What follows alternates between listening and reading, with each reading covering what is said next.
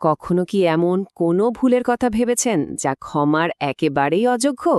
মানে এতটাই বড় ভুল যে মনে হয় এর ক্ষমা বুঝি আর মিলবে না? চলুন আজ কোরআনের ঠিক এমনই একটা ঘটনা আর তার অবিশ্বাস্য পরিণতির দিকে তাকানো যাক। কিন্তু আসল প্রশ্নটা হলো ইতিহাসের এত বড় একটা পাপের পরেও কি ক্ষমা পাওয়া সম্ভব হয়েছিল? আল্লাহ কি আসলেই তাদের মাফ করে দিয়েছিলেন? এই উত্তরটাই আমরা খুঁজব। আচ্ছা, ওই ক্ষমার গভীরতা বুঝতে হলে আগে তো জানতে হবে ভুলটা ঠিক কতটা মারাত্মক ছিল, তাই না? চলুন খুব সংক্ষেপে ঘটনাটা একবার দেখে নিই।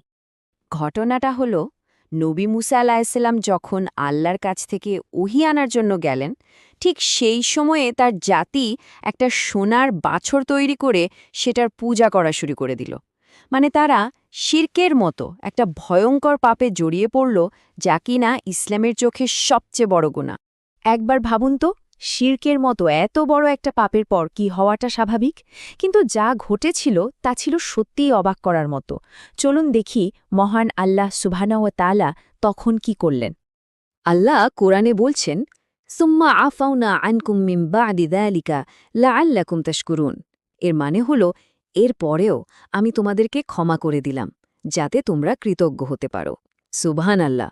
ভাবা যায়, এত বড় একটা ভুলের পরেও আল্লাহ তাদের ক্ষমা করে দিলেন। এখানে একটা ব্যাপার কিন্তু খুব লক্ষ্য করার মতো। এই আয়াতে ক্ষমা বোঝাতে যে আরবি শব্দটা ব্যবহার করা হয়েছে, সেটার অর্থ কিন্তু সাধারণ মাফ করে দেওয়ার চেয়ে অনেক বেশি গভীর। শব্দটা হলো আফু। দেখুন, আফুর মানে শুধু মাফ করে দেওয়া না, এর মানে হলো পাপের সমস্ত চিহ্ন এমনভাবে মুছে ফেলা যেন ওই পাপটা কখনো করাই হয়নি।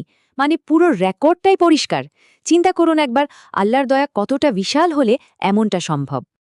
তো প্রশ্ন হলো, আল্লাহ কেন এমন অবিশ্বাস্য ক্ষমা করলেন?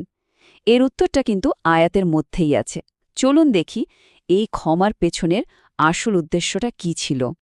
দেখুন, এখানে আল্লাহ আর বান্দার মধ্যে একটা সুন্দর সম্পর্ক দেখানো হচ্ছে। আল্লাহ তার কাজটা করলেন, তিনি ক্ষমা করলেন, আর এর জবাবে বান্দার কাজ কি? কৃতজ্ঞ হওয়া। তার মানে এই ক্ষমাটা শুধু শাস্তি থেকে বাঁচানোর জন্য ছিল না, এটা ছিল একটা আহ্বান যেন আমরা কৃতজ্ঞ হয়ে আল্লাহর দিকে ফিরে যাই। তো এত বছর পরে এসে এই ঘটনা থেকে আমরা কি শিখতে পারি? আমাদের জন্য এর সবচেয়ে বড় শিক্ষাটা কি হতে পারে? প্রথমত, আল্লাহর রহমত তার রাগের চেয়ে অনেক অনেক বড়। দ্বিতীয়ত, আমাদের পাপ যত বড়ই হোক না কেন, আন্তরিকভাবে তওবা করলে ক্ষমার আশা সবসময়ই আছে, এমনকি শিরকের মতো পাপের পরেও। তৃতীয়ত, ক্ষমা পাওয়ার পর শুকরিয়া বা কৃতজ্ঞতা জানানোটা শুধু একটা ভালো কাজ না, এটা আমাদের ঈমানেরই একটা অংশ। আর সবশেষে, আল্লাহর ক্ষমার এই বিশ্বাসটাই আমাদের হতাশ হতে দেয় না, আমাদের সবসময় আশা যোগায়। আর দেখুন, ঠিক এই কাজটাই কিন্তু আমরা এই সিরিজে একসাথে করছি। কুরআনের এক একটি আয়াত ধরে এর ভেতরের অর্থ আর সৌন্দর্য বোঝার চেষ্টা করছি, যেন আমরা সবাই মিলে এই জ্ঞান থেকে শিখতে পারি।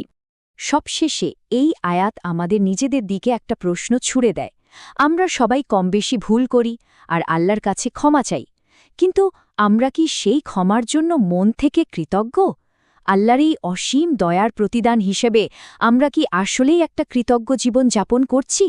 এটা কিন্তু আমাদের সবারই একটু ভেবে দেখার বিষয়।